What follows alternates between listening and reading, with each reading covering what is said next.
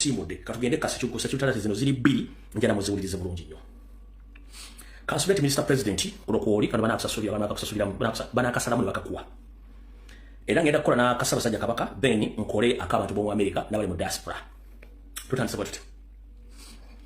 Oluvannyuma lwa Yoseliti bakulwa okwagala okwata Robert Kyagulanyi Ssentamu President omulonde n'ebitongole ebyokwerinda omuli Chief of Military Intelligence omuli International Security Organization ne Crime Intelligence ekula Christopher Damulira ku biragiro bya Muhoozi ne Museveni badde bakoze enteekateeka kinjagala okutegeeza President n'amulira n'agitegeera.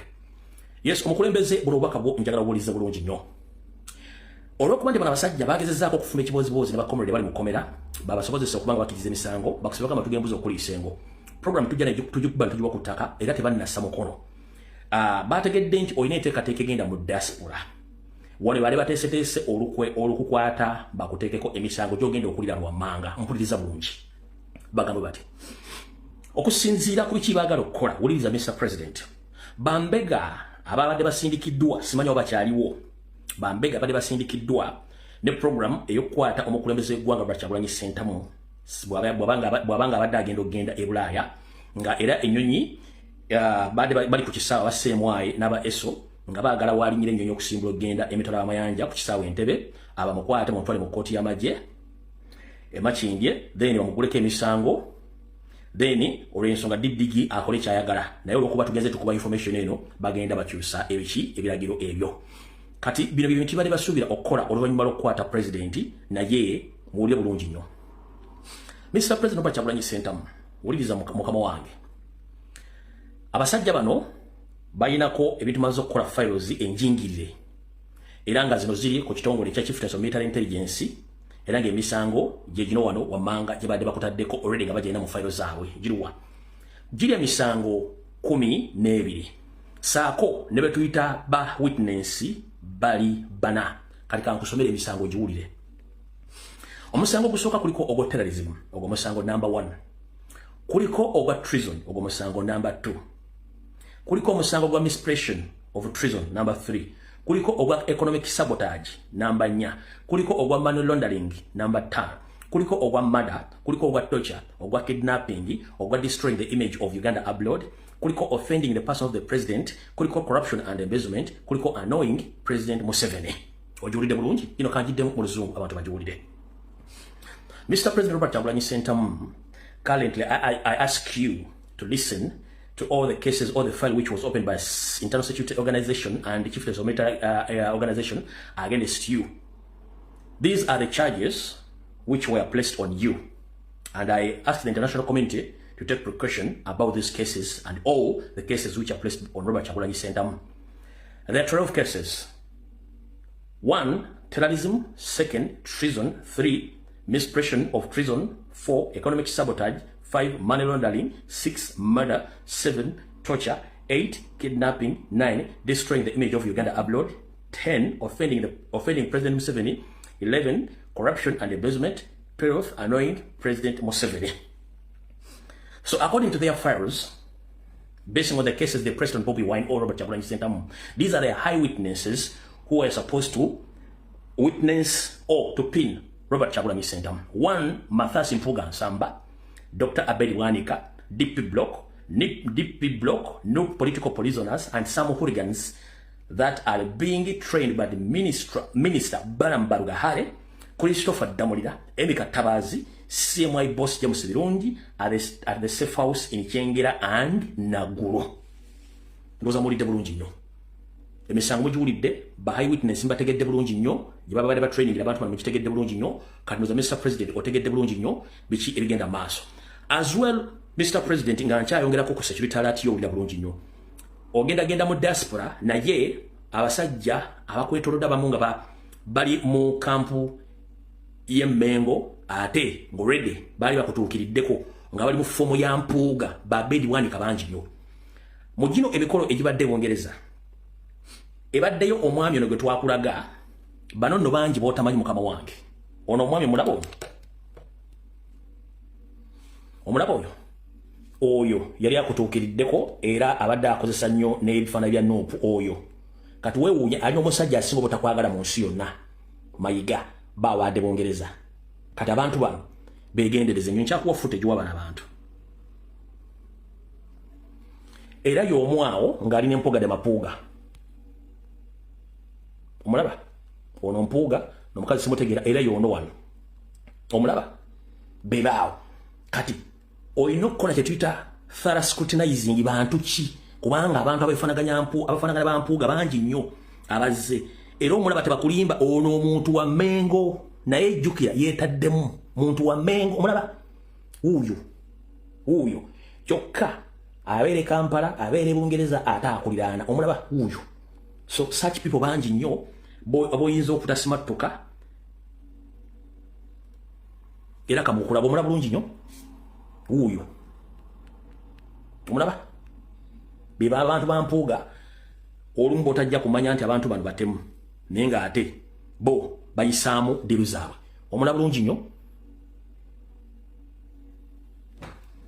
nkyakuwa ebifaananyi n'ebirala ojja kutya abantu bobadde oliraanye nga tobategeera so omwami yoyo so Mr. President wonna wooli ngenda kukusaba weebereremu n'abantu 1 ngenda kukusaba w'ekitiibwa Robert Kyagulanyi Ssentamu kyonna ekintu ky'oba olidde oba ky'onywedde with immediate effect n'oliramu akantu enkenyera nkusaba ofune antidote oba ofulume eggwanga ofune treatment with immediate effect nkusaba ofulume eggwanga with immediate effect ofune antidote obutwa bali mu kugaba ennaku zino kamba okunyonyola obutegeere Museveni alina obutwa bw'agaba nga kikwetaagisa within 48 hours oba 24 hours ng'ofunye antidote beyond those hours oba ogenze obutwa buno bukola butya bakuwa akatwa nga kalwanyisa antibodies oba cells zo nga kazikuba buli ddakiika waliwo akatwa nga kakola within 12 hours waliwo akakola 24 7 days 1 month n'akomwaka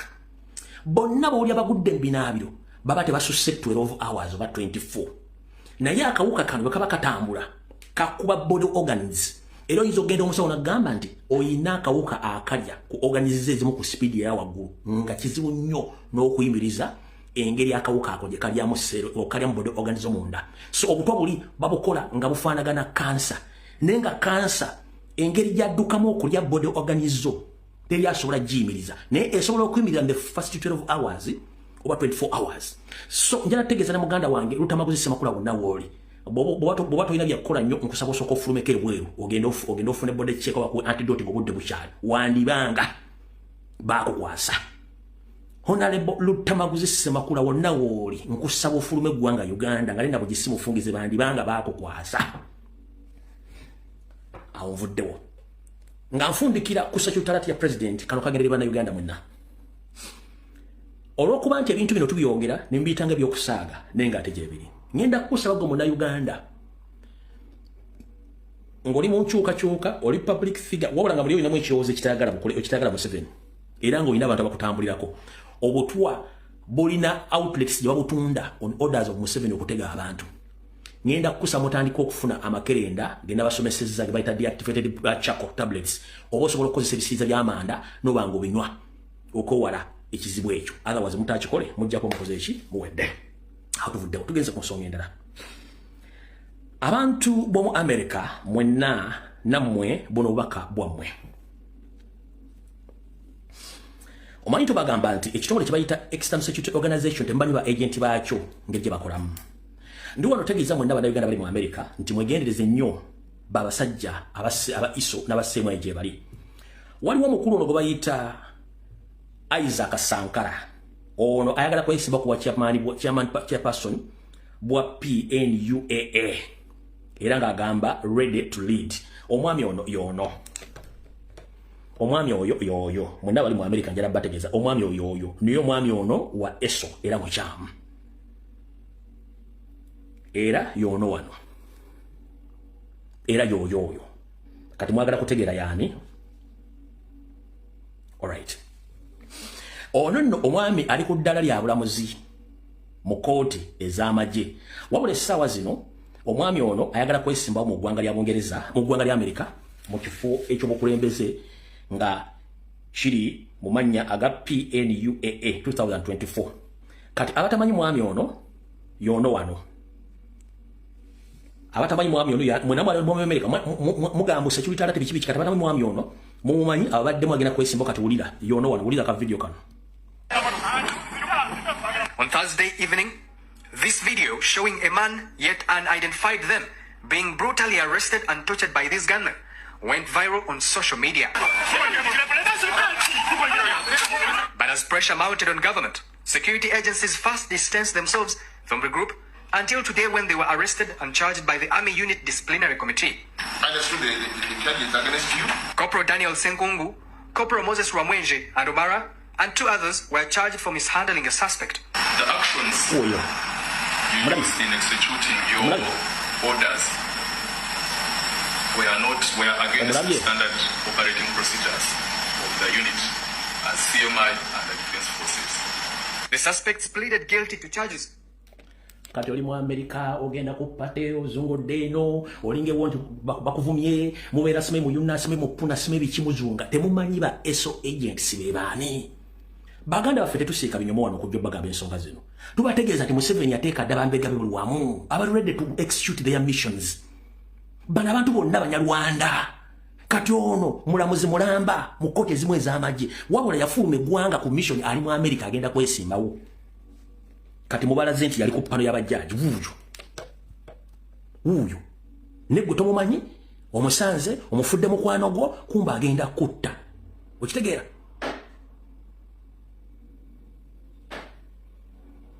wuuyo wuuno wano era nsaba komite y'omu America mwonna Bannayuganda mukole thorough investigation okunoonya address y'ono omwami mutegeeze State Department mutegeeze FBI omwami bwabanga atali serious study spy nga yeteekayo ng'asayira mu siika ono omwami akwatibwa addizibwa e Kampala kubanga amateeka ga UN omuntu yenna ng'asaatungako mu poliisi maje oba prison takkirizibwa kusaba asylum omwami ono muteekeko eryanyi ave mu America addeyo ewaabwe wuuyaawo kati ekimutamanyi kiikino wano wammanga nakyo kankibanyonyole Bambega bonna abali mu diaspora aba ESO babera mu connection babera connected ko embassy ya Uganda eri mu nseyo era gye reportinga then yo embassy ngeita mu defense attache na reportinga ku sema ne reporting wa Museveni katuna kye tuyita registered spies. Registered spy yembega abera mu nseyo nga government yenseyo mumanyi nti akola ku embega wa government ya Museveni era reportinga ku embassy oba mukitegedde malero kunywa kumazi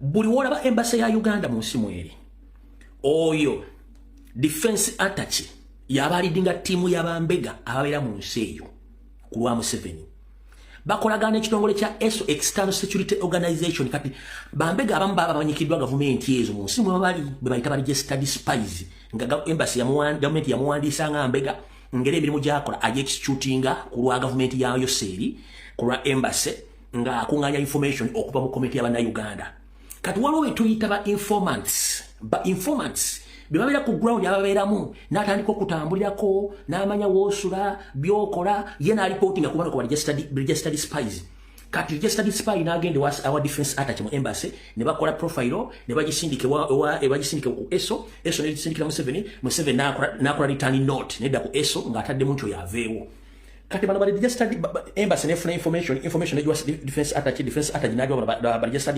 registered spies kati ba registered spies si executing a mission ez'okutta ate bakozesa bali ba informants bebagaba obutwa kati informant oyinza okuba tomumanyi bebantu embeera no mu community bebagaba obutwa bebategeka pate bebategeka amaato kati n'ekirala nga nfundikira wano bw'osanga Munnayuganda yenna ng'ali mu bulamu bwe muyita Lakizale nga tasobola ku explainingira nfuna ye oba nyingiza ye mulaba edduka tomubuuza mulimu kigwakola bw'osanga Munnayuganda yenna nga ennyingiza ye n'enkola tugitegere wabula ng'ali bulungi mulaba edduka tava ku pate avuga emmotoka za bbeeyi asula mu location ennungi ayambala bulungi buli w'omwagalidde abeerawo naye ng'akugamba akola katuna kye tuyita camouflage omuntu asobola okwekoka mu kintu olyanza oganze ndi registered nurse olyanza oganze ndi muvuzi wa Uber olyanza oganze nina restaurant olyanza oganze nze nina kakampuni sime kakola katya those are the camouflage positions bateekawo kuba camouflage nga tyakola emirimu naye nga mulina obudde butono mulina limited time okubeera mu muki okubeera mu society naye nga ye alina time available on his life okuba nti abeera time emmala okukola ebintu zamutegedde bulungi nnyo ebintu bino tubagamba temugenda bisanga wala kati mutegedde bulungi nnyo abali e Bungereza abali e Canada abali mu America abali mu Europe ku Lukalu Africa ne Uganda mutegere okuva n'olwaliro bye tubagamba tutwala obudde ntukola research ntukunganya information tubagamba ebintu bino bwe munaganda okweberamu it's up to you ne ku nnyonyi babeerako omuntu asobola okutambulirako kuva mu America mpaka wanakwasiza ne Uganda asobola okuyingiramu ng'agobera muntu omu out of the door ne mumutegedde oyo kati out of the door kati njagala tugende ku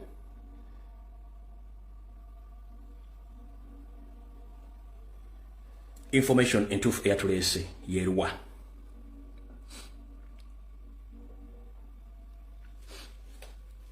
bulijjo tubagamba bannayuganda n'abaganda mbere careful nnyo era mbere bakalaba ng'obwana bwaki bw'omusota naye nga sinagenda njala nsooka empiso n'esibitala tesembayo nsaba okuluma kutukwasa Ssaabasajja Kabaka omuntu yenna amuliraanye amuŋŋambire nti muzzukulu wa Mazige azze omuwobaka buno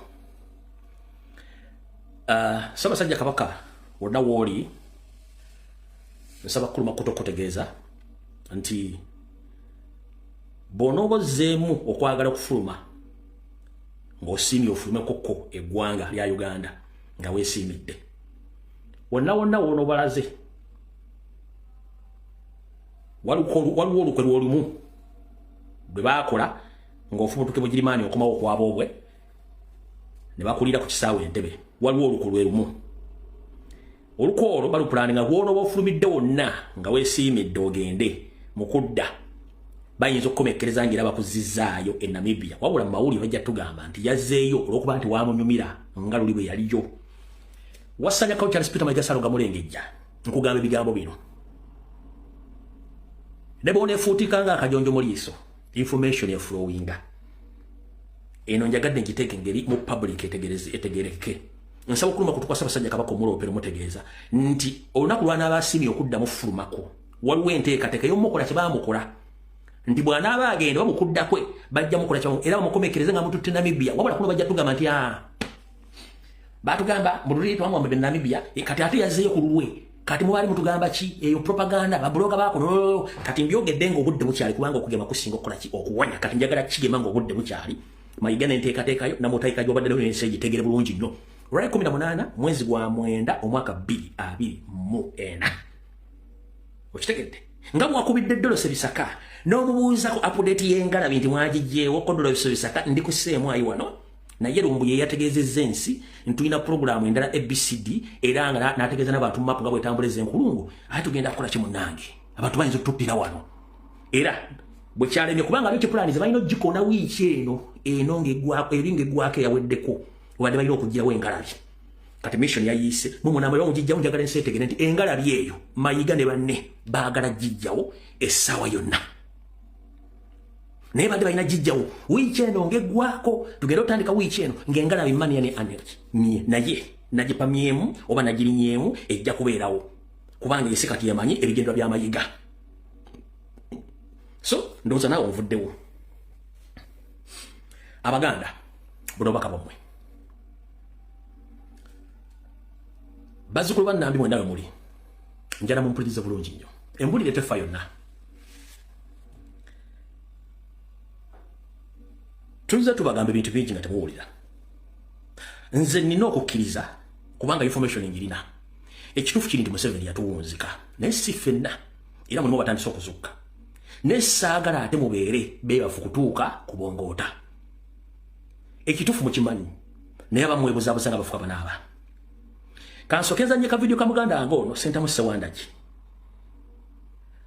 nzanye akalala nzanye n'akalala muli bulungi nnyo naye nga sirakazanya nabategeeza Obuganda bwetoololwa dde abasajja Abanyarwanda nga balina abadde bagobera video zange ez'embulimbulange emmengo zembabuulira nti Abanyarwanda babawa ssente balina emmundu balina buli kimu akatandike ngedde okuzanya kannaku 2-3 babega naye nze information nali nagibawadde emyaka ng'ebiri emabega nga temuwulira wulira yaye wammwe tunula ku kyalo mwoli tandika okubala buli nyumba ekulinaanye ng'agirimu si Muganda naddala ng'ava mu West ku buli nyumba 10 ezirimu Abawesitaana ennyumba 7 zirimu emmundu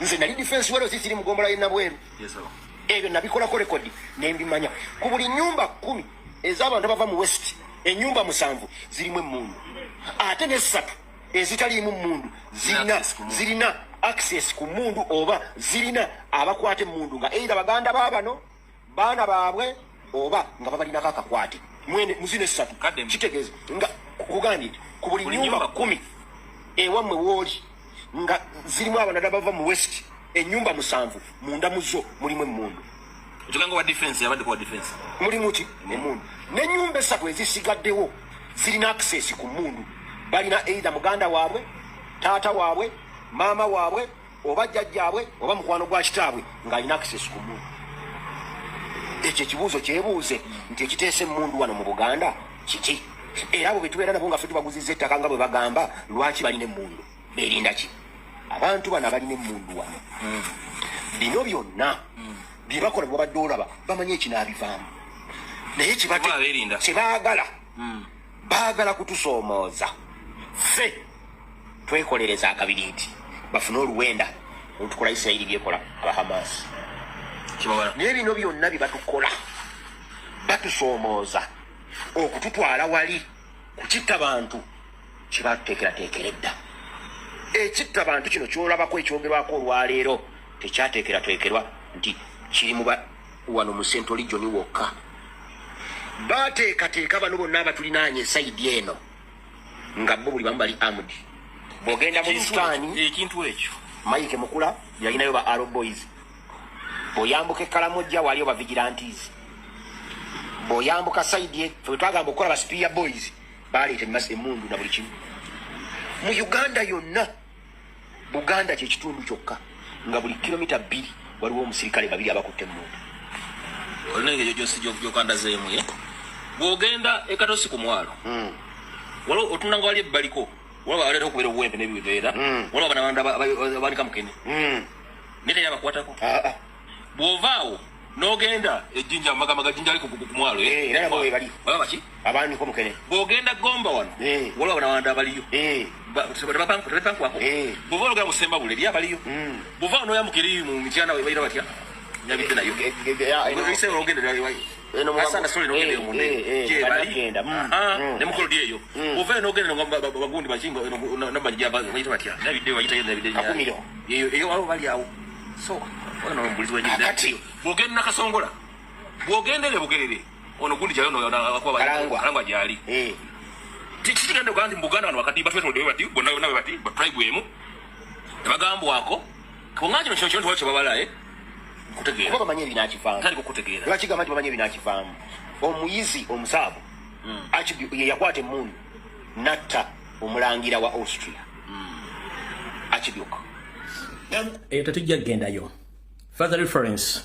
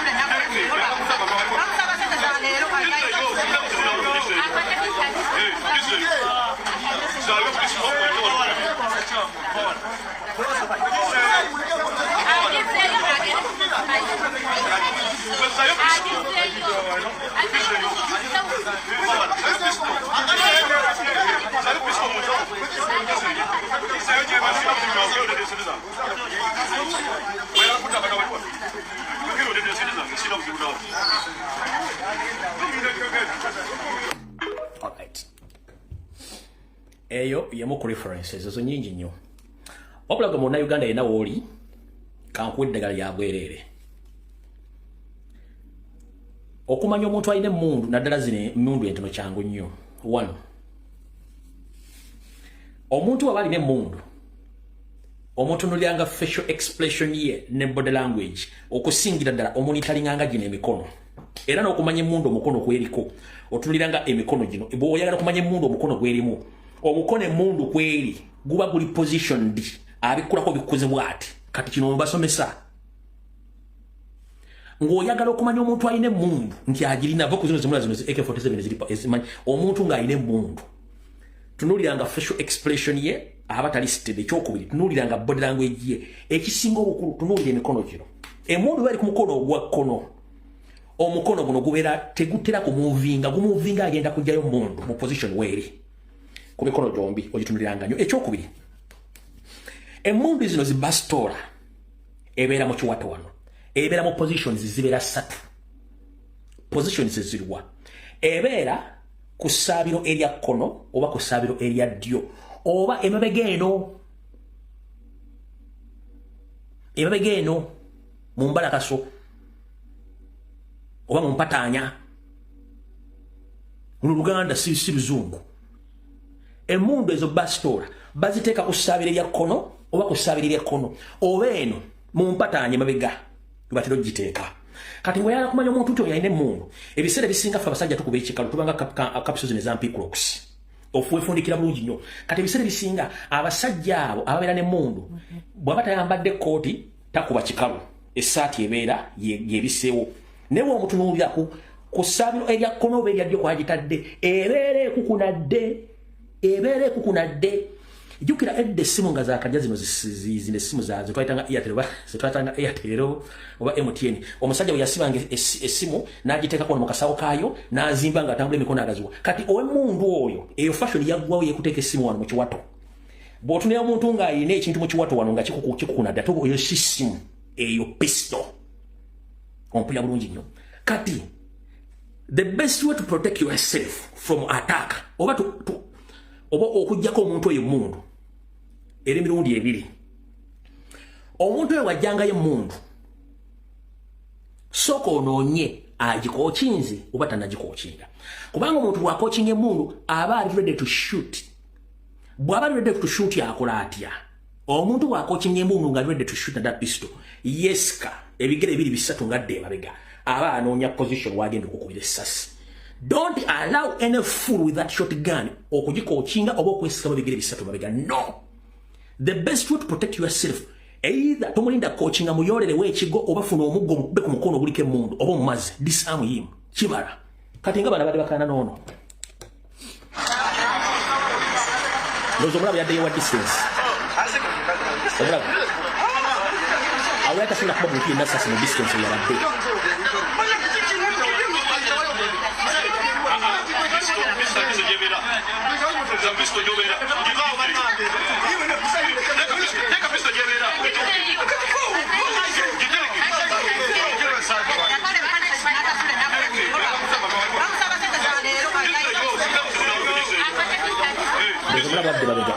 yaganonya position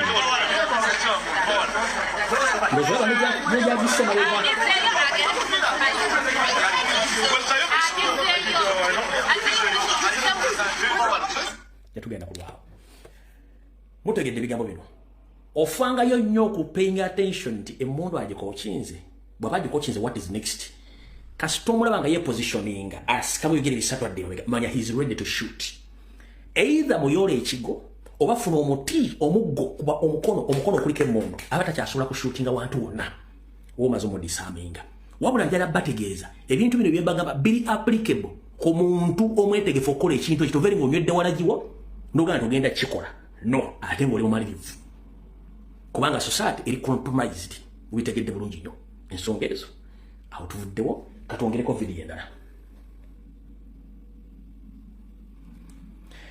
abadde bajja bangoberera mu program eri muli Mulange Mengo ku nsonga za Buganda nabatya Museveni mu Uganda basalimu sale batta Abaganda omwami ono gwe bayita Romoshana yali mu kitongole ekya International Security Organization era kyakikolera wawulo olw'olumu oba tebannamusasula ajja nayogera amazima olwo niba tebannamusasula ajja nayogera amazima kati muwulirize mwenna ajuliriza information gye nabagamba nti mu Luweero Triangle Abaganda bonna baabatta Salimu Sale ne Museveni ne beddiza amataka ne bagasenzaako Abanyarwanda abadde bajja bangoberera video zonna muzirabye njagala abantu 10 nga muga nti byenjogera nabyogerako oba si bituufu nteka video kano kamala okunywa amazzi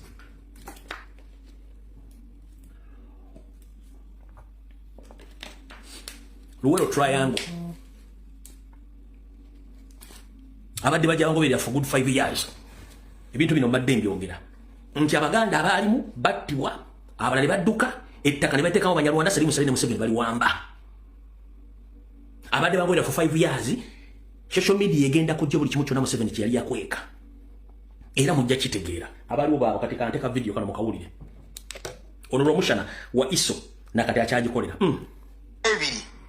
Since before the coming into force of the 1995 constitution, ayali kutaka yena is a bona fide Ochpan, right? But emea 12 mabega is when? Since 1995, it's 1983. Buza mkuru na duri chiche chali eruwero rukumi wenda chinana mwesato. There was the Ogore offensive. Nga Ogore offensive chitegeza abaganda bonna the indigenous abali mu ruwero nga bagobyemu. Kakati baba gobamu nga bali makampu badukide mukono wa badukideje badukande je bafira abajja mu mataka then became bona fide Ochpans. And I submit to you Subaganda abantu alitakalia. Yes, in 1983 they can't be Baganda because bali baduse and chobola waliwo contradictions and abafuna mataka then katayagala kwa titles na begula tayagala kwa wachi because yabawa tribe mukumusiye you now have a tribe in Uganda called Banyarwanda yabawa tribe musiye mu constitutional assembly ekintu ekyo nzije enkyogedde emirundi gyonna ono musajja 1995 yeetere gwanga ly'Abanyarwanda mu constitution ono mbegawe wa ISO akugambye nti yabawa tribe musiye era nabagamba kwa gwayina muganda oba kojja oba taatawo nga yaliwo mu kunoonyereza n'okukyusa constitution 1995 akunnyonnyole mwagana okumpa agency nafuna abantu parliament it is true 100%. Ono mbega confirminga olumu boogera biga simanyi oba bali mpewo za Buganda zezibalinnya oba batabana basasula batabana bakola ki njagala muli akatambi kalo buli nnyo kankazeeyo sigenda kuddamu kakwatamu gwe mulyoke mutegeere bana basajja mission gye baliko mulyoke muzuukuke ulira bulungi kankazeeyo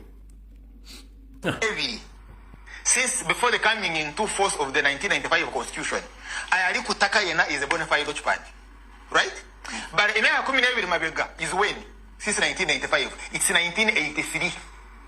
Buza mkuru na duri chiche chali eruwero rukumi wenda chinana mwesato. There was the Ogore offensive. Nga Ogore offensive chitegeza abaganda bonna the indigenous abali mu ruwero nga bagobyemu. Kakati baba gobamu nga bali makampu badukide mukono wa badukideje badukande je bafira abajja mu mataka then became bona fide Ochpans. And I submit to you Subaganda abantu alitakalia. Yes, in 1983 they can't be Baganda because bali baduse and chobola waliwo contradictions and abafuna mataka then katayagala kwa titles na begula tayagala kwa wachi tabaga because yabawa tribe mukumusiye you now have a tribe in Uganda called Banyarwanda batayina territory abachiga bayina abatolo bayina abanyoro bayina alafu abahororo uti but oyina Abanyarwanda abatayina territory yabawa but tabakiriza kufuna identity cards so toyina identity card zera kusobola kufuna passport kusobola kufuna land title you get and those ngachivao 1983 is the Ogore offensive yekuwa okubera a bona fide land Ochpan so bani abayingira mataka ngo Ogore wayendere agobya abaganda mu mataka so there is a lot of science chobola beba wa compensation beba bali bayinente abeti been following ente zange bazi ya njagalo wewe abana era wali banja mu nakasekerwera abagadde okukyusa ettaka lyabwawo tobera okufuna ebyapa awo basanze okusomozwa sikyecho kyewangamba ko okufuna ebyapa bino okudda mu bifuna okusomozwa kunene ne bukala saa ku ttaka obadde okusomozwa kunene nnyo nakusanga nawo kongoli mugezaako okutereeza nenga tebinatereera tebisobola kutereera because you see bano oli yajja ng'atunulira obwongo bwabwe bwe yali alina okukyusa abujje muheta buteeke mulaawo era nga buno ngenda kubutambulira ku mbanyage so okunyaga ettaka kuvudde mu ankole the ranch restructuring scheme njagala ogenda ogigoberere be bagwe bankole baba bayingidde mu Buganda bajjudde mu Katyobola abavudde Tanzania abadde bayingidde mu Northern Uganda naga abatayina fenced land mu Northern Uganda sebo abalaalo abatayina ttaka nga eritali fenced mwe muveeyo naye abalala abayina erifesti mugira mukolaki mugira musigalayo ate ne bateekawo n'ekira announcement eteeka ente tezikkirizibwa kutambula olwa kalusu bakugobye n'ente naye ente tezitambula sola nti bintu byonna bya science but anyway alright awo tetugenda kulwawo ndi wano okubategeeza bannayuganda generally. In other words, a message in Okanji Sabolzungu, here Bagan to Uganda Tabategera. Let me take this opportunity to inform all the indigenous Ugandans from each and every part of Uganda where you're situated right now. Please wake up before it's too late. We were invaded by the Rwandese. And the biggest number of them, they came from Rwanda direct, others came from Tanzania with the help of Museveni, because he is among those Rwandese who invaded our country, plus his comrades. As we speak right now, they are occupied almost 60% of Ugandan land, but particularly they have overclouded Buganda with the mission of erasing almost 40% of the Baganda tribe has been erased by Museveni in the ongoing silent genocide. Other parts of the country, including Bunyoro and Kore, northern part of Uganda, eastern side of the country, same things which are still continuing going on. The indigenous Ugandans are slowly eliminated by Museveni. Right now, his younger brother, Salim Saleh Akandwanaho George, is situated in the northern part of the country with the orders of ethnic cleansing slowly by slowly, occupying the land. There are so many atrocities which are happening right now in the northern part of Uganda, but no one, including the mainstream medias, they can't even mention or talk about the ethnic cleansing which is taking place in Uganda. As we speak right now, they are overdue in Uganda.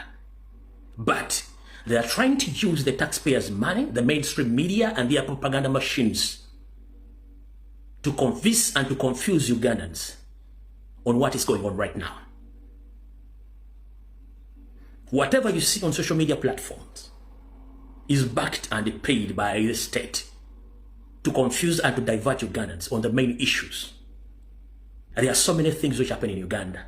The country is in a mess. Economically, politically, everything is in a mess. But these gentlemen, the foreigners who came from Rwanda, they are playing a big role in destroying Uganda and Ugandans at large. We are calling upon the international communities, please, we are begging you kind. There is ongoing ethnic cleansing in Uganda, but you can't see it anywhere in the newspapers, on television, including on radio stations, because Museveni is good at staging diversion and confusion on social media. He had already bought off all the TV presenters, radio presenters, politicians, and each and every responsible person, including religious leaders, all are bought off to go silent about the ongoing genocide in Uganda. So please, we are badly off, and we are asking for your mercy to save Ugandans. As you are witnessing right now, there are so many African countries which are messed due to the poor leadership across the Africa. You are the one supporting the dictatorship across Africa. That's why the citizens of those nations run away from their countries and they end up as refugees in your country. As well, you are denying them the settlement in those countries because you are asking yourself, why are they leaving their countries to Europe or to America, to Canada? Because where they come from, it is more than what you expect. We beg you kindly to stop Museveni and his family because they are finishing our country. We are indigenous Ugandans. Museveni is a foreigner. It's not a Ugandan. It is on record because all along we've been asking him his ancestral history. He can't even explain, including his entire family. So we beg you kindly to stop funding Museveni and to stop him. That is my message. Karibu na Uganda ina joli. Njera kusaba ekigambo kimu. Muve mu bintu by'okwepiica eby'okunywa omwenge kubanga ojjakera ku macanga tena wogenda kuleka mwana wo. Ebigambo bino tubibagamba mutegeere. Gwali mu diaspora ng'omanyi nti watuuka eyo si wammwe. Nchiddamu gwali mu diaspora ng'omanyi nti eyo si wammwe, oli foreigner. Era ne bw'onoofa bagenda kuzika mu bbanga. Gw'oyinza okuza nti bakuteeka mu limbo. No, after the period of 10 years bagenda kujja bateeka omulambo omulala kuba tekyakusobola kusosola mu solongo. Tubaga ebigambo musooka mutegeere nti mujja mulowooza tuli wano kusiika binyeba, tetusiika binyeba tubagamba information yeno. Ojja kunkyawa naye nga nkugambye amazima ge batajja kugamba. Bana Uganda bangi wano Buganda basinga obungi. Avuka bali wakati myaka 16 ku myaka 3. Bali makomera nga tebalina misango ekyo mukimanyi. Amakomera gali overcrowded. Eruzira komera lina kuwera n'abantu 1000. Liri mbantu mu semitwale 2 oba 2 plus. Kaka tumbiri mu ntwa nenga limenti kuwera n'abantu 200. Gende ekitalya, gende busunju, gende rudda. Bantu bonna balimu babata mpola nga bakosa silent genocide. Babo mmere limu obutwa, babo amazi agali mu obutwa, bafe enjala, babakuba eddagala effu, babakola ebintu ebikyamu. Ne bajja ne public open batandika okugema abaana bamwe bintu by'ekisiru abaana bakolola balinga bom babataddemu ebikolo by'obuseegu kati ekintu kye bayita obuseegu. It's the only thing which is trading in Uganda. Why? Kubanga abantu abakola ebintu bino ate bagwanga lyabwe olw'okuba nti batraining bajja ng'amanyi ennimi zaffe ne batandika okwasociatinga naffe nga bo mulimu gwa kuspreadinga buseegu kubanga bakimanyi nti obwongo bwa Uganda ebiseera ebisinga buli corrupt n'ebyobuseegu kati Museveni wamanya nti oho bano kyekisinga obanyumira nti obwongo buli corrupted ku bintu bya buseegu nga baliriizinga w'osangira bayita ba YouTubers nga atudde adiscussinga video ya pono w'osangira munnamuli nga adiscussinga video ya pono w'osangira omuyimbi nga atudde adiscussinga video ya pono n'omugambo ono ategeera lunaku ki. Ladies and gentlemen, kasooke mbabuli ekigambo kino. Museveni afuze emyaka 4 yasooka kusoma Uganda ategeera yaabwe but mostly Abaganda mwagala nnyo cheap popularity mwagala nnyo ebintu by'amangu ate temufaayo ku bannammwe buli omu afa ku lulwe n'asiwa mukange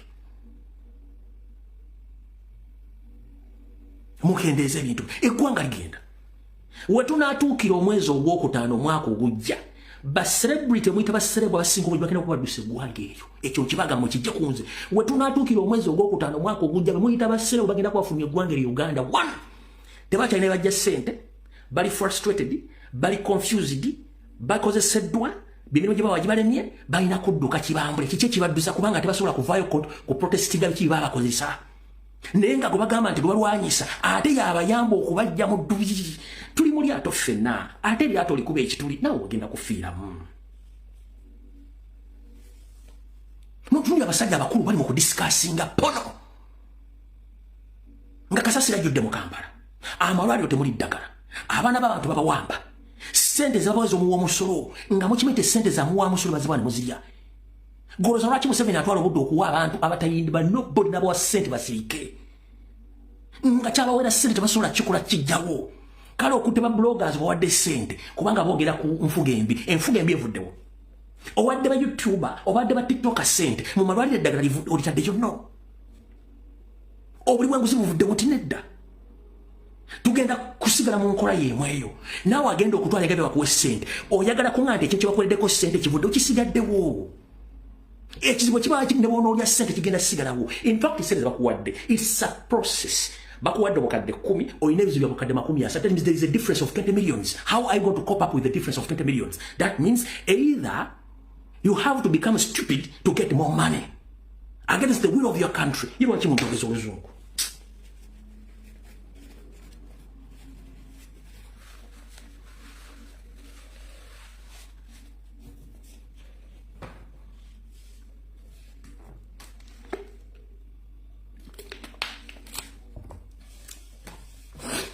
bakuwadde sente ova ku nsonga z'eggwanga lyo n'essente zebakuwadde zigenda kuddayo mu kaseera mpawe kaaga oddemu oyagala endala naye ensi bwe bangeeteredde tekikwetaagisa kusaba ssente kubanga ssente ziba zitambula mu mikolo emituufu oba ontegedde gwe eggwanga lyo linyeenyumirizaamu ki kankuzanyire ka vidiyo kano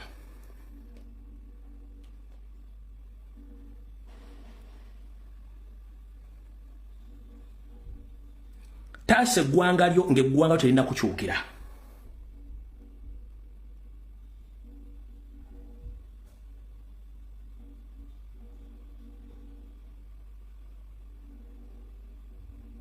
temwedakiike bwoba nakateresi basa akateresi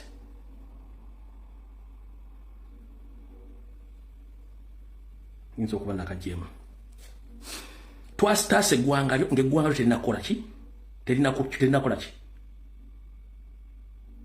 terina kukyukira so mutegedde bulungi nnyo waliwo ka video oba kadde mu America ku mikolo egimu egya Buganda mwaka lwe katambudde abakyala bazze bulungi nnyo balimu bino Museveni byayagalira ddala amakugu obutuuliro buli bweru wabula bali ku ngoma nganda bazina bali mukolo if I'm not mistaken guno mukolo gwabadde either mu America labako bulungi nnyo bali ku mukolo gwa Buganda amakugu gali bweru gaago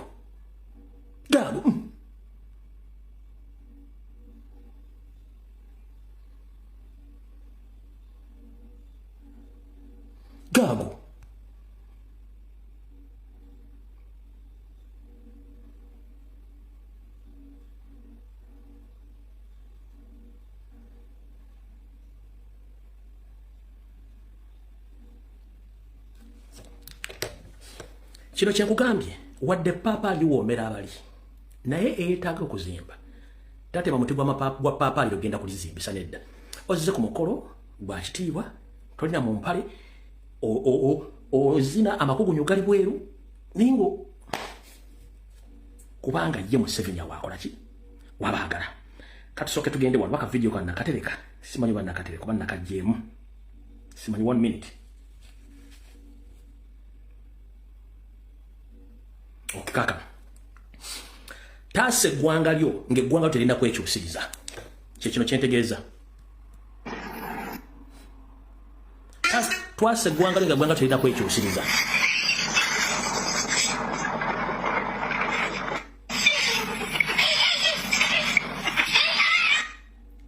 nkiddamu tase gwanga Uganda ngegwanga Uganda terina kwekyusiriza eno true definition y'ekintu kyenjogerako olwalyo muve mu kulya mu gwanga olukwe eggwanga lijja tuuka libeekyusirize mufuuke momboze kaakano ka video kakakodderemu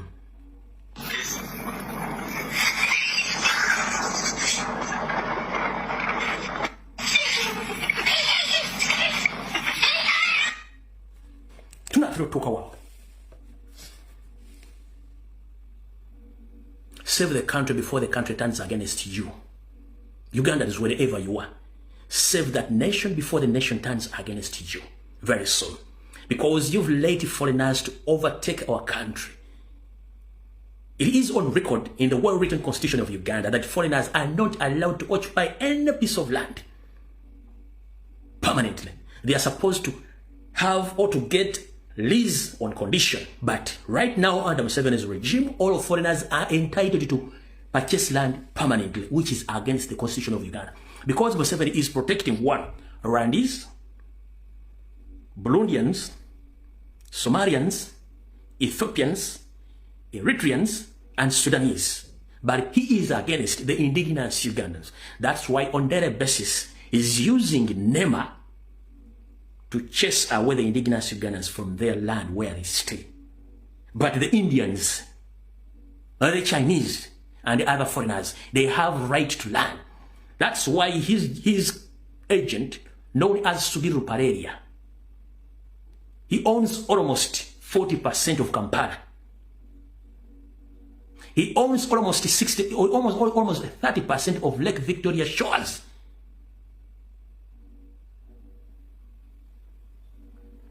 But nobody is complaining about him. But we the indigenous Ugandans, we are suffering. Kumanga muganyo kutegea. We talk about kusonga zino, gundi ali tribal, I'm not tribal. Sigenda genda fuka muna Kenya tebajja kumpa passport. Sigenda genda Sudan tebagenda kumpa butuze. Sigenda genda Congo tebagenda kumpa butuze. Njagala muri omuntu omuyala evude Uganda agenda na seeking aside, na seeking citizen. Nebijimuwa. Why these people come to Uganda and they start stating themselves that they are so more important than Ugandans? Nebatandika otumanyira. Gosobola genda no greataka, obosobola genda Rwanda no ganti nzede munda Uganda mu mpobo tuze. Since when? Tusobola genda Kenya kibera, tusobola genda Tanzania kibera mu. Noli nabanga ina passport yo, aine ndaga muntu na bragging around. We shall finish you, we shall work against. Gwe kike mutegeeza mu basajja mwe. Out of the war. Katudde yeri.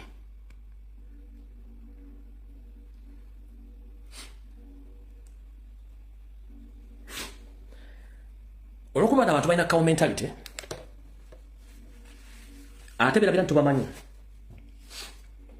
omukyalo ono bamuyita kulanama ne ba kabona jomba bagamba nti bakulya empewo za Buganda nenda banyonyo empewo za Buganda tezisitamirwa era tezikunamirwa wabula ono omukyalo babere emikono gya Buganda egy'empewo labwa yambala omulaba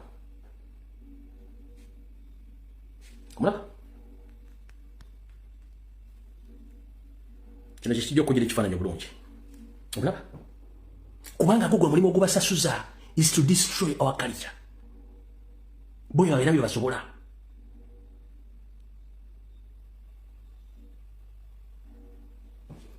tuvudde wa kati waliwo kyenjagala okubanyonyola mukitegeere waliwo kye tuyita political syndicate kanojala mukasalemu waliwo political syndicate gwe batuzannya yaliwa mwenna mwali muzanyeeko ku matatu mulimu J mulimu eminana mulimu bbiri mulimu Monsters oyinza okubanga okabye kadi wobadde ogenda okulira olinazza omuzannyi mabega n'aguyise ogenda otuuka nga akulidde kati batuzannya political syndicate kamubanyumire mutegeere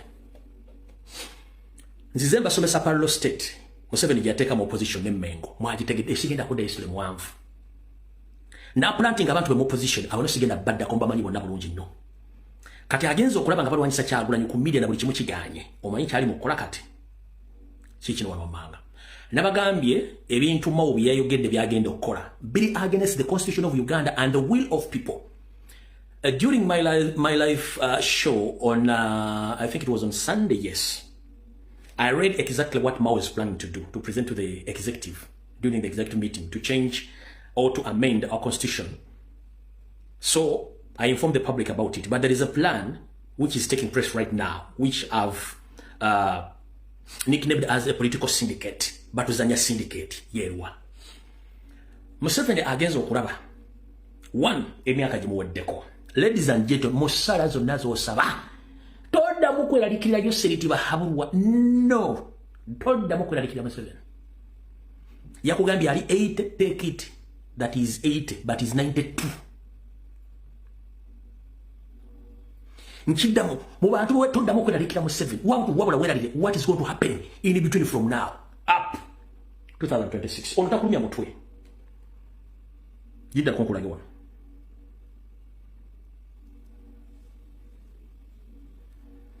Kabiri mwaka bijara kabadira mukugenti ono takulumya mutwe. Ono takulumya mutwe. Ono.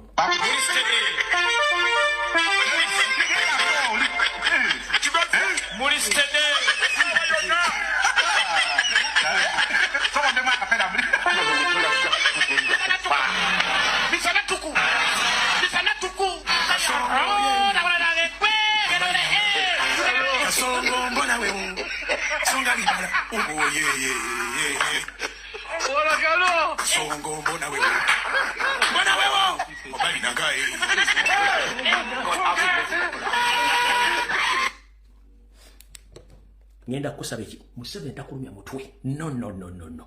It's overdue. Naturally it's overdue. Although yagenda ali myaka 8, which is okay. Ne Museveni ali 92 years old.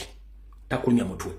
Nabagamba nti gayo ono bwabera mu kamera bamuleta mazomo pimpinga kiwa kya pipi mukimanyi bamukuba makeup bamukuba empiso najjanga muguma mukuba eddagala bamukuba eddagala bamukuba erimu lya morphine naba nga takyawulya bulumi najja nakulaga nti abatisi the moment adda mu refugee camp Entebbe Nakasero babira ku Mirembe Maria ajudde Neema Mirembe Maria otusonyo byatusobako biki byabeeramu kati ono gomulaba bamukubye overdose ko lunaku yabadde birthday naye nga ayimiridde bagenda sala cake ngebiriwo tabimanyi kati waberedde mu public ngebiriwo tabimanyi mujjukira Salva Kiir bwe yajja ku mukolo ewawe Sudan omwana kamera namukwata nga ali ngempala agifuseemu omwana bamutoya kakamera mali bamutta kati ono Museveni yasukka ddane wa Salva Kiir wabula kyemulina okutya kyengendo bannyonnyola naye ate mukibanyise nga obudde bukyali ono takutiisa don't ono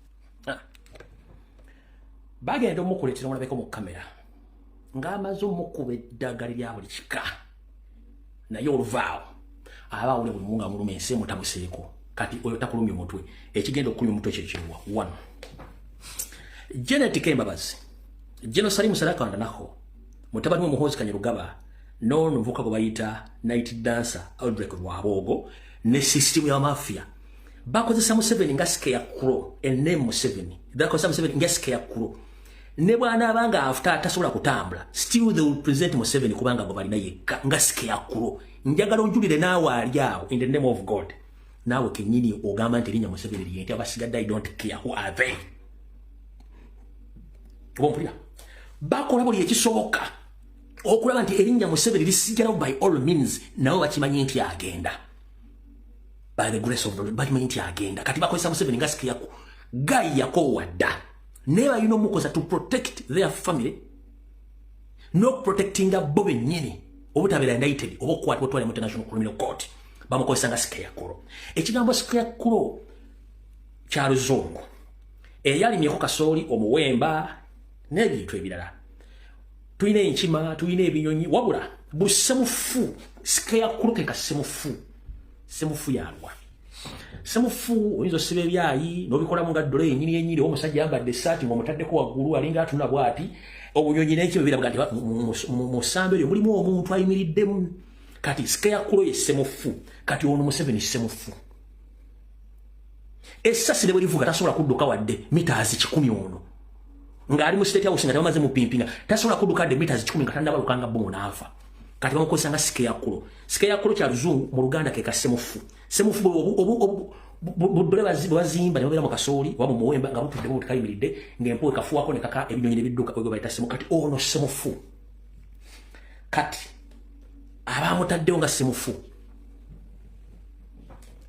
bakozesa poliisi bakozesa amagye okuwamba okutta okusigazaawo entiisa eyo mu politics bagenda kukola batya mbabulidde Mau kyeyakoze kakibaddiremu wano kati ono constitutional minister Mau bawulira nga ayogera ebigambo bino wengenda okusinziira nkugambe nti kati bagenda tuzanya syndicate wulira wabanga ddala ayagala okufuga Uganda abeere wa mazima akolejje mu kifo ky'okuzimba ekibiina kyasigaza kyokka azimbe jje alangirire nti okuva na leero ngenda kubakuba masasi move mu ntebe kyesisigaddewo kyokka Mau ng'ategeeza president of Rwanda Kyagulanyi Ssentamu nti mu kifo ky'okuzimba ekibiina azimbe jje kubanga bo baagala muteekamu kiri eky'obutujju awo siwe wakulu ewakulu we wano baleeta abasajja ba DP block ne tubakuba nti bayiwa Windows baali bazimbira munda era okuliwa ekibiina kya National Platform tubakuba nti bayiwa Windows program nga tajja kuva mu office n'abaana ne bafuula bakabinyo ne bajja basindika buli mwayo gekasasiro tubakuba nti bayiwa ne baleeta ono lumu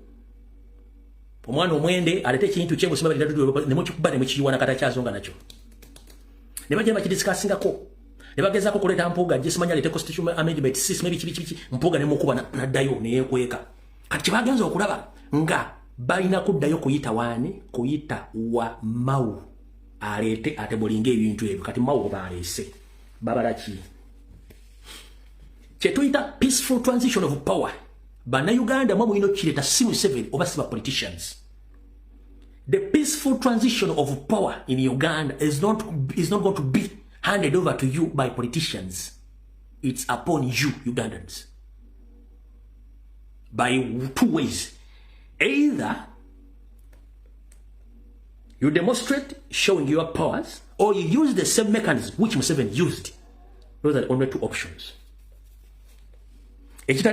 But what mind politically they have money. Secondly, but mind they can forge each and everything to stay in power. But yeah. Mau agenda kuleta ebintu ebyo. Nemo kubireeta bagala creatinga kyetuyita shadow NRM opposition mu Uganda. Kati shadow NRM opposition mu Uganda nge bagitadde mu kintu kya polejiriji ekya PLU.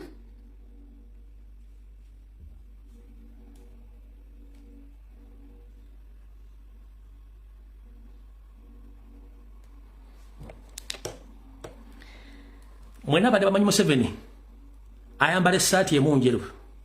Essaati gye yayambadde yabadde asindika sigino eya PLU. Eno NRM ye shadow opposition NRM egenda kuyita mu PLU eno yabadde sigino ng'aweereza sigino.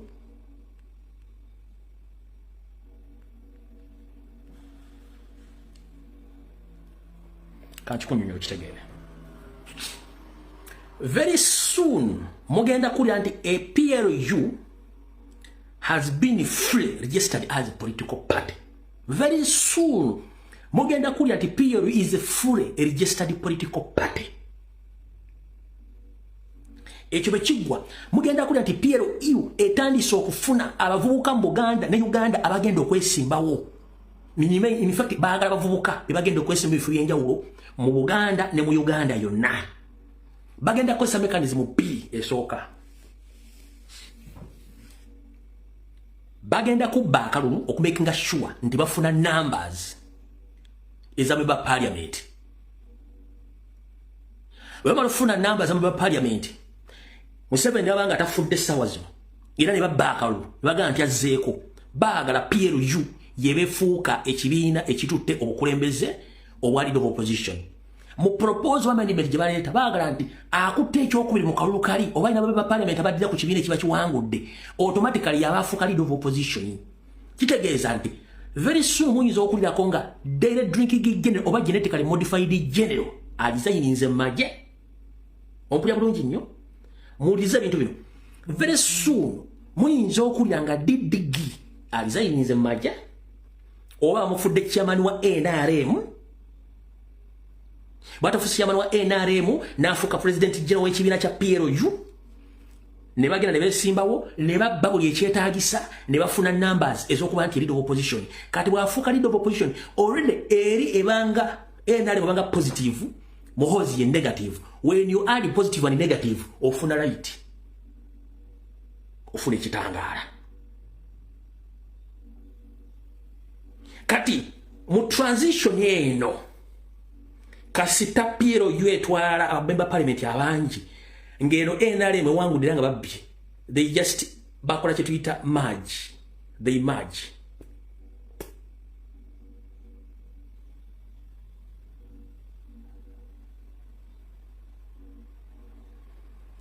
Bakola kye tuyita merge ne bamajinga. Eno PLU yegatta bwe gasiku NRM already oli abayise Windows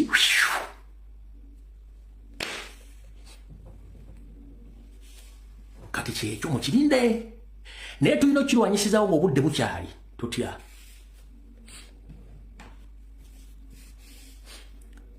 Twetaaga okutandika okwidentifyinga abantu abenkyukakyuka nga tebanoonya bifo. Ekisooka. Ekyokubiri, twetaaga okukola kaweefube luggi ku luggi okusomesa abantu oli mwana gwa musota tebaawukana. Ekyokusatu, twetaaga okuyiga akakodyo ke bakozesa ke kaluwa. Ngaye bakulaba nti oli muziziko mu nkola yaabwe, naffe twagala tufuuka omuziziko mu nkola yaabwe. Atuleetako nnyo effujjo nga yawulira w'amaanyi surgical operation.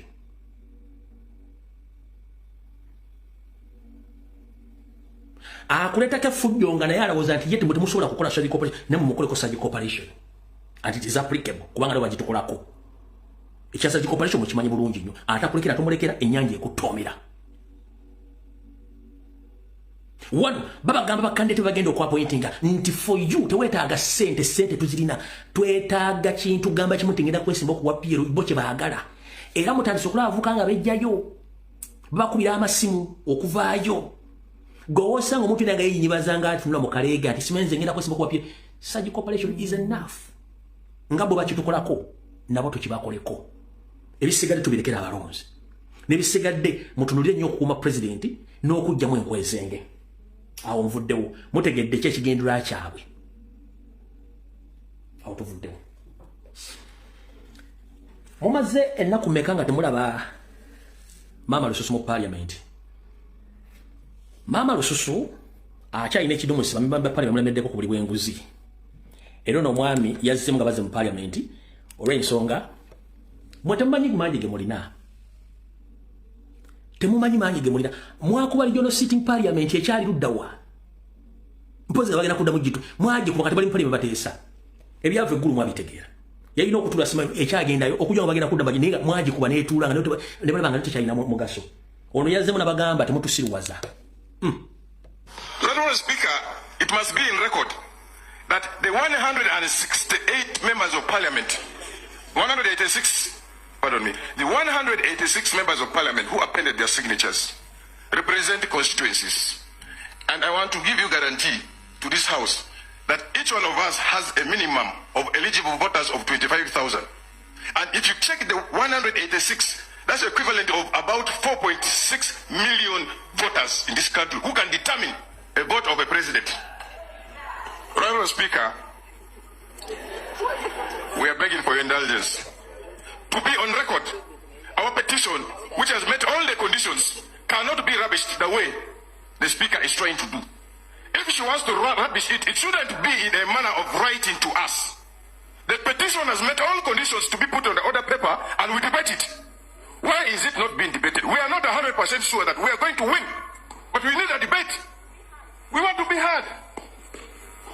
Why are you not being neutral? What is the problem with the Speaker, Anita Among? We demand for our petition to be heard on this floor of Parliament. You are not going to let down Ugandans. You are not going to let down the institution of Parliament in this country. You are not going to do this. We are not ready to witness this in history. If you buy to be part of it, I am sorry for you, Right Honourable Speaker. Leave it to the one, because when you go to the Speaker, Anita Among, made it clear that don't bring your manyanga here. We shall handle your matter in Parliament in Kampala. Where is she today? We've been waiting to face her here. Where is she? Why is she running away? We need this matter to be debated. We need this matter to be debated.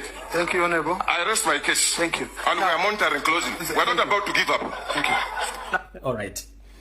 Member Parliament yo yabadde agezaako kutegeeza olukiiko lwatudde olunaku lwajjo nti bo bamemba Parliament 185 baasoloza emikono gyabwe egyali girina okukkirizibwa okuteekebwa ku biteeso mu Parliament okujja obwesige mu mpogale mapogale ba commissioners abalaba NRM abalya omusimbi gw'omusolo. Wabula Speaker yabatunda ekyamulinga ekisalambwa eri ensenke n'asalawo ababuzeebuze n'asitula n'olukiiko lwa ggwanga n'alutwala mu mambuka ga Uganda. Bwe baatuuka eyo wattu ate badda ku mukulu wa leader of opposition Ssenyonyi. Nabo bennyini baasituka n'amugamba nti bwe bangoze ku Ssenyonyi twagala tuteese ku nsonga ez'okubajjamu obwesige abaali ensimbi. Omukyala Anita Among Mama Lususu Sorogeti, mukyala Magogo omulungi omwati eyava mu black color n'afuuka ate brown color chocolate n'ebisigadde. Munnange n'abagamba sitaaki manyanga yaaka apati saagala busirwa mu kubuleeta essaawa zino ez'ensonga tujja zoogererako ekyaddondo mu Kampala gatutudde. Bwe bafundikidde nga tebitambudde bulungi ne badde e Kampala, omukyalo ono yasazeewo okwekweka olukiiko lulekere omumyuka we Thomas Tayibwa nga n'essimu bbi mulwadde. Bano bakutte akazina ne bajjukiza Tayibwa nti twalondebwa abakulembeze mu bitundu eby'enjawulo emikolo 185. Kitegeeza nti mu Parliament yalondebwa kitono nnyo abantu emitwalo 2.5. Bw'ogatta abantu emitwalo 2.5 n'obagatta bafuuka akadde kamu mu emitwalo nga 8 nti obululu obuddaamiringa obukulembeze bw'eggwanga mulamba lwaki Anita Among abayisaamu amaaso. Bamugambye twetaaga ekintu kino kiteekebweko Parliament kiteesebweko ensonga zaabwe ziyisibwemu. Era namugamba bonnambiro ensonga tukyagiriko era tukyajagala. Ali ludda n'alongo Sorogeti nga talabikako. Ze zabadde ensonga z'omwami oyo. Njagala kusooka kuddamu omwami ono mwamulabye ekisookera ddala ngera tegeeza mwenna ba comrade ne bannayuganda mwenna abali mu diaspora mumpulire bulungi nnyo. Sinze muntu ayagala nnyo effujjo naye bwe nkulaba ng'onnyigiriza nnyo ekisusa ali nsobola okukolako effujjo. Nina information endaga nti Muhammad Nsereko akiikirira Kampala Central omulimu omukulu gwagenda akola mu diaspora baguyita neutralizing all people power supporters across the world nga basasula ssente bagende against Robert Kyagulanyi Ssentamu n'enkyukakyuka. Muhammad Nsereko ne banaaka kusaliramu. Wetwogerera oli mu ggwanga lya America, if I'm not mistaken, oba toli mu ggwanga lya America olina wall somewhere. Otambula osindika ba agent bo bakubire abantu amasimu across the America to go against Bobby Wine and even to send those people to attack Bobby Wine on his social media platform, and you are paying them well. Muhammad Nsereko, you are an MP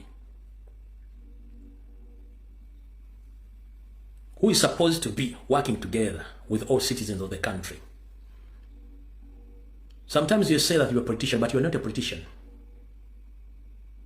A politician is good at presenting ideas based on the wills of the people,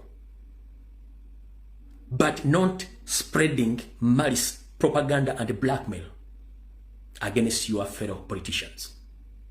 Right now, you are situated in USA, if I'm not mistaken, or in the other part of the world, because you are good at moving, changing locations. I've been informed that you are paying people to start attacking Robert Kyagulanyi Ssentamu on TikTok, Twitter, including on Facebook, by telling them that whatever post Bobi Wine made on his social media, they should attack him, direct or indirect, on his posts. But I'm here to inform you, you are not a politician. You are just a propagandist, an NRM machinery. Good enough that publicly you are not denying being an NRM. Because we in the opposition, we chased you away a long time ago because we knew who the hell are you. Sometimes you talk like you are an opposition, but that is a decoy. You are the son of an NRM kada. Late Nyerko Muhammad. Mutoto wa nyoka ni nyoka kabisa. Nchidam. Oli mwana wa musajja wa NRM kada. Nyereko Oliafa senior. Omwana wa musota gwera mwana gwa musota busigala musota gwennyini. Mutoto wa nyoka ni nyoka kabisa. Sana wewe ni nyoka mzima. Hiyo mambo naendelea unaongea kwa social media. Unalipanga pesa watu waongee vibaya kwa Bobi Wine. Siku moja utalipwa. Na kuambia hii mambo siku moja utalipwa. Wachana na hizo mambo za wasenge. Unalipwanga pesa kwa birisha jina ya Bobi Wine ya Kyagulanyi. Lakini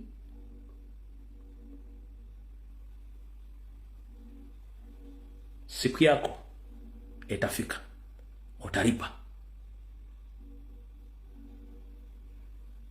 Siku zingine kwa nini unafikiri uko na akili mingi, lakini wewe msenge. Mtoto wa nyoka ni nyoka kabisa.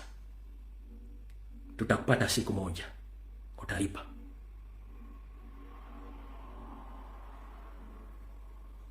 Stop your nonsense. Bobi Wine has nothing to do with your failures in life. You have been in politics almost 15 years before Robert Kyagulanyi Ssentamu. You have done nothing. You have been a member of parliament for Kampala Central for 2 decades, but even a pit latrine is lacking in Kampala Central. Even a temporary school in your names is not there. Even just a simple drainage is not there. Traders in the heart of Kampala, that is Kampala Central, they are being overtaxed, but you can't even mention. Right now, Kampala Central is occupied by rubbish. You can't even come out to talk about that. The issue of which it is on right now, which led to the blows in the Kampala City Hall. Because councillors, they came out questioning Lukwago. What happened to Chite's report? Lukwago and his team, they failed to give out the report. But you can't even come out to talk about those issues. But you are busy moving around the world, paying bloggers, paying each and every one to blackmail Robert Kyagulanyi Ssentamu. What did Robert Kyagulanyi Ssentamu do to you? Because at one time, Museveni sent you as a blogger to convince Kyagulanyi to join NRM or to consume the taxpayers' money. Which Kyagulanyi said, no, I'm not your type, I'm very sorry. Just get out of my face. You get annoyed because he ashamed you. That's the reason why you hate him. Ladies and gentlemen, the reason as to why Nsereko hates Bobi Wine or Robert Kyagulanyi Ssentamu. The public knows that Nsereko, he pretends to be an opposition figure or MP. No, he's an NRM agent, camouflaged as opposition MP. At one time, Museveni told Nsereko to go and convince Robert Kyagulanyi Ssentamu either to join NRM or to get money from NRM, and he's silenced. But Robert Kyagulanyi Ssentamu gently informed Nsereko Muhammad, I'm not that type of the people or politicians who sell their heart or their nation because of money. So the deal went wrong. Since that day, Muhammad Nsereko hates Robert Kyagulanyi Ssentamu to that level. And he had been caught in some meetings discussing how to assassinate Robert Kyagulanyi Ssentamu. And it is on record, including I myself. He was given like almost 6.5 billion Ghanaian shillings to find a way of assassinating me. I know that it's on record. But he had failed. But that tendency of blackmailing propaganda against Robert Kyagulanyi must stop. Mubaganda bangabali mu US, bali mu Canada, bali mu America, bali mu Europe. Nsereko bwa kusanga na kusinikirako ebintu bibiri kungulu bobiwe. Kulabeje banakuwa bya tagala kuwanguzi. Bobiwe. Bana basajja batufudde ekizibu. Omuntu yaganda okutunda ensi ye. Gocho omuwalanira. Okulema ko Kyagulanyi talina kyakuvunanyizibwako. Okutegerako okutonya Kyagulanyi talina kyakuvunanyizibwako. Okubanga tolina nyumba mu Kampala obusibuzi bwa Kyagulanyi. Okubanga obufumbo bwakulema obusibuzi bwa Kyagulanyi. Okutesa mu parliament kuba kwakwe obusibuzi bwa Kyagulanyi. Sibuzi bwa Nuupu. Gwe ya sente zo kola byoyagala ensi gireke etambule. Obadde mu parliament emyaka 10+. Tolina kyokoledde Kampala Central kebere ka buyonjo kagube mwala kakobe kasomero kabalema oba kebe project yonna ng'edonating ekintu toli ewali. Kampala Central right now mu muli mutima gwa Kampala abasubuzi babasasiro musoro mungi sente za kasasiro amasanyalaze renti kasasiro ali mu Kampala ajudde achuma tosobola kwogera wabula osisi wabula mulimu gokwata sente genda Dubai mu America kujja biwojjo as simple as that. No time kokola mission ngosasiro bloggers ba tiktokers ba blackmailing no kuma Kyagulanyi sentamu ekyo munabya ofuzi takikola musajja muno wakusinga ng'ekigere tugiyitanga njovu ate musajja muno wakusinga ng'omutwe tugiyita bofulo nedda buli omwe alina omutwe gwe wabula buli bomu wategera nti oli musiru okubanga ova mu bitazimba ng'ova mu bisi ya kisiru yokka ekyakuddugaza kyatwala bwongo ng'ono omwami omukulu ono yavuddeyo n'atiisatiisa njagala nsooke mu addressinge bulungi nnyo w'Entebbe simumanyi mannya ge yavudde n'atiisatiisa Kyagulanyi n'atiisatiisa abantu naye njagala mu addressinga bulungi nnyo kansooke nzannya akatambike Kyagulanyi njagala ki tunuulira Kakembo era kakasize bakasa nti bwatu muwamumira tikiti tujja kumuleta independent atugenda kumuwanguza ekyo beerawo ng'okimanyi Kakembo genda eggulu tyeze musango ayina omutwe gwe yeetegeerera si mwana muto otunula Joel Ssenyonyi kisanja kimu olina experience Joel Ssenyonyi ojja w'abasajja bambuuga banambeshi bali awo olese Ssenyonyi ekyo kikyamu Kyagulanyi tuula mbeeza otunuulira abasajja nti balondera abasajja njasabibwa naye bakiraakulema twejja alright amakulu amanya go sigamanyi naye nze kankuwa erinnya lyo mukulu Kaddugala ow'Entebbe awoza Kakembo musajja mukulu ebyobufuzi si myaka ebyobufuzi kutegeera byabufuzi na mbeera eriwo mu ggwanga nabiziki birimu abantu so mukulu Kaddugala tetukula bulungi ndowooza oli mu nzikiza olwakkalayo era n'ebirowoozo bikuvaamu birimu enzikiza mukulu Kaddugala kubira Anita Amongi akwe ku Caroline ove mu nzikiza tusobole okutegeera n'okutegeera bulungi nnyo kuba oli muddugavu nnyo n'entegeera yonzirugavu first and foremost oba kisookera ddala emyaka si kwe kutegeera kubanga abasiru bazaala bawasa bakula bazukuza ate mwana tune bafa ntubaziika kati gobanga oli mu kwogera ng'obeesinga ku myaka n'experience gwe kennyini oli mukulu myaka lwaki toli mu paliamenti oyagala tugamba nti Kakemba akusinga obusajja ayina obusajja busatu okusinga kako oyina akadindidi kamu n'obulima bubiri nga Kakembo emyaka omusinga kisigwa ali mu parliament mukulu Kaddugala n'olwensonga njala kugamba ekigambo kimu nti amagezi gabagamba tosso si mugejjo emyaka gikuubidde akawero naye okyalowooza nga ali emanju asimba kabuyonjo ey'enkoma mukulu tulabye ebintu bingi nnyo ate alikutambulira kusibirayo amenvu nkuddamu emyaka si gye gifuga eggwanga wabula okutegeera omusajja gwolereza Kakembo Mbwate Pukama kuba Mbwate Pukama akulira Ntebe municipality abadde mu DP emyaka bufukunya nga tasobola kufuna ekifo kyero si1 until fe twamukwata mukono ne tusoloza ne ssente mu diaspora ez'amuleeto kumutuusa waali owulira ebigambo byadde ayogera ne mission byonna tulina ku record ompulya bulungi nnyo kati gobojja weebu masago olinga eggongole siba akabugo otuleekandira watukolera otya mukulu tukuyambe tutya tulina ebizibu bingi nnyo ebyokulowoozaako ate gwolero oli mu nzikiza tetukulaba kubira kampuni ya Caroline oba Anita Amongi akuwa address osobole okweyolesaamu ensonga ozoogere nga tukula bulungi nnyo otherwise tetukyala kumanya mutulo abantu abali mu nzikiza olwedde oli mu nzikiza ate oli muddugavu so we can't understand your message please You need to breach yourself so that we can understand you. But right now, you are in darkness. You are dark. Whatever you are talking in darkness. We can't understand you. So, kati ono gowereza yono. Ono sigowereza. Yoyo. Nze kakembo nzikiriza nti approach yange lumba omulabe muggalira defensively. Omulaba atuzoganya omuggalira omaze kugala nupu nogamba nupu wange no mu DP fe tuna control fe tugaba stamp fe tugora buli kimu nete tuna stamp za nupu ati nupu tesoka tukwata tugale eno DP oda uzataka mbona agenda mu DP tiye manya mu nupu ngeno DP eteka ku candidate oba mawo ombaga bambo mawo ajja kuleta candidate no mawo tasobola kuleta candidate nga fe structure ya tebe DP te mwembole sinze nga tetulede kumutambuza nga tetulede kumunonyeza bululu naba na impact so ompira buli mikono gya fenge executive ye DP entebe so tulino salawo why don't we win it together tugenda mtu kutunule bannaffe nga abatulidde mu olukwe nenya nsasira nnyo basajja bange tulina ko executive nga mukulu makombe musajja wa Katonda bimusobedde so tubogondeze endero beba nange pese kimunga nkuyege akimba agamba tugende ffe natusoke tumala okuggalira abatuzoganya yeddagala ligendo tutaasa abatuzoganya omuzoganya maze mulumba wali so mukulu Kaddugala obaggolo ya wa mukulu ono ndowooza owulira go defending eyo voice note ye mukankuzanyire eyokubiri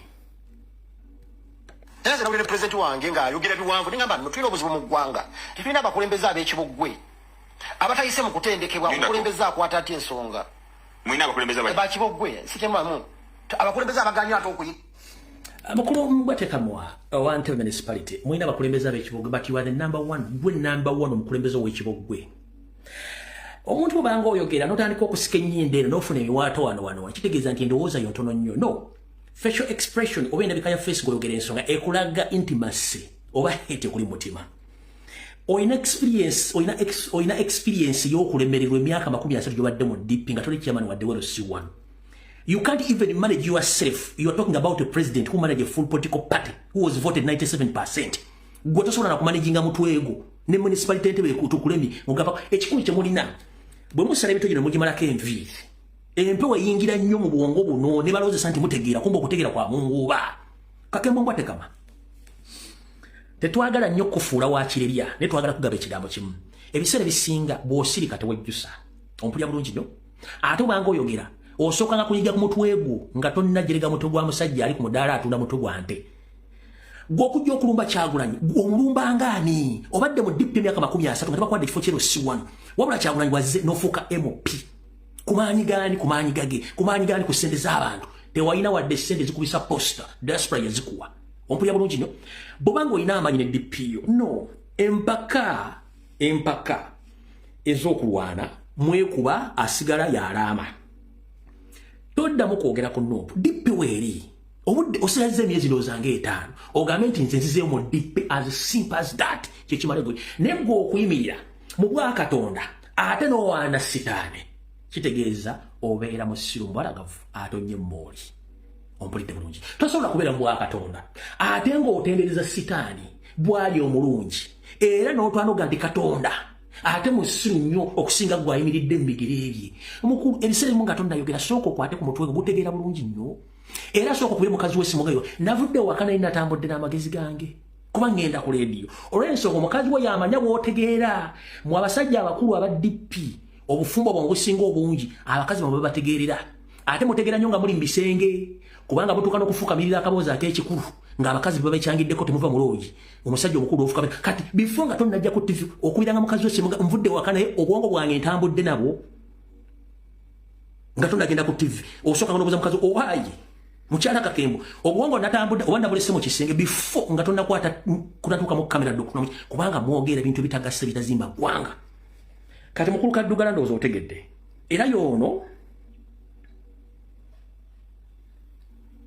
kati yono Kaddugala kubanga nze muwadde erinnya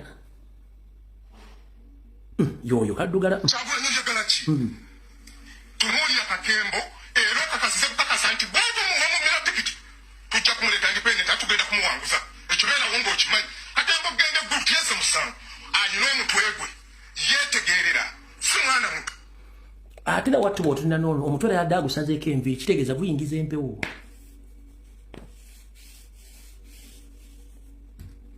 bw'otunula Kaddugala naye omutwe yagusaze tekuli enviiri guyingiza empewo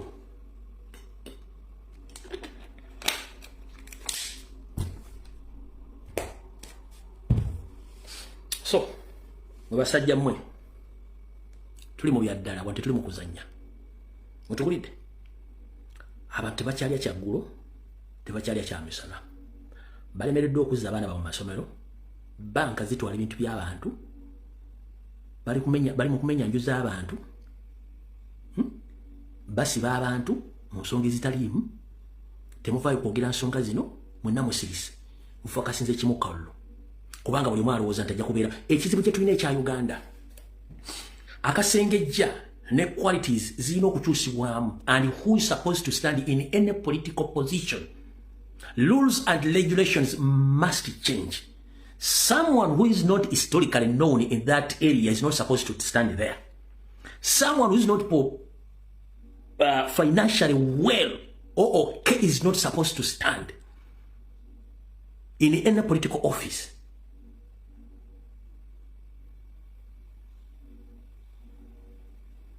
Era kina n'okuwandiikibwa mu constitution nti omuntu yenna kaabere MP kaabere president bw'akola manifesto n'agisomera abatuuze n'atagituukiriza nga bwe yagisoma it's a treason case kubanga eyo fraud wa bulimba wagamba abantu ngenda bakiikirira ntwala ebirowoozo byammwe otutte ebimeka tewali kala treason gende luzira myaka 3 ebisonzo bikwasa enyange egye nabyo bwe giri ggwanga nga tefudde weefudde ng'ebikomyawo bwe mutwegendereze amateeka si buli kintu kigenda kwesimbawo. In fact twetaaga general debate before someone stands in a political office. Oba oli kansala twetaaga open political discussion okumanya thinking capacity yo before you stand. Twetaaga okumanya financial muscle yo oyimiridde otya mu nsawo toyina political toyina wosula toyina nyumba ogenda kwesimu mugenda okubbasiriza eggwanga okitegeera. Twetaaga public debate before ng'omuntu tannajja kwesimbawo oyimiridde otya omutwe ebyenfuna oyimiridde otya olina amaka osobola okuweereza eggwanga manifesto gy'owandiise ogenda gituukiriza bwekulema okutuukiriza ki ekiddako kise treason. Tujja kuwona bano bakakembo batepama tujja kuwona bano bamwadi nsereko tujja kuwona bano basegona bano bampuuga baani tujja bawona olw'ensonga akakuŋŋunta kakulaga. Nebino lyajja nawandika manifesto ngenda bakiikirira kumba akiikirira bitundu byakyama na mutwe n'omusanga memba parliament tateekeddwa gaba kagaali tateekeddwa kusima luzzi tateekeddwa dde okusasula school fees kimenya mateeka. That is corruption. Memba parliament alina kutwala birowoozo biruma kitundu kye government nebisa mu nkola buli muntu yenna amuwagira n'atamuwagira n'asobola okuba nga abenefitinga mu bintu government byebekoze. Nebuuza ensimu enzizi ku kyalo mu constituency eyo yonna total nonsense. That is not your responsibility. That is not your responsibility. That is not your responsibility. Muyambako corruption okubanga abeera mu ggwanga ogula akagaali okagulangaani. Olina emyalo girimangaani osasula school fees osasulanga. That is a total corruption. Amasomero gonna mu Uganda galina kubeera gaabwe. What is the responsibility of the government? Musasula emisolo ate MP asasula. No.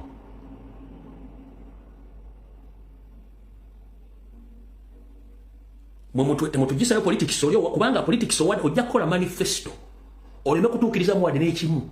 That is a treason tujja kuwaayo tujja basiba. Video wedde mukaba bakume tujja sinkana kulokutana saa 2 ez'akawungeezi mukaba bankuumire. Video wedde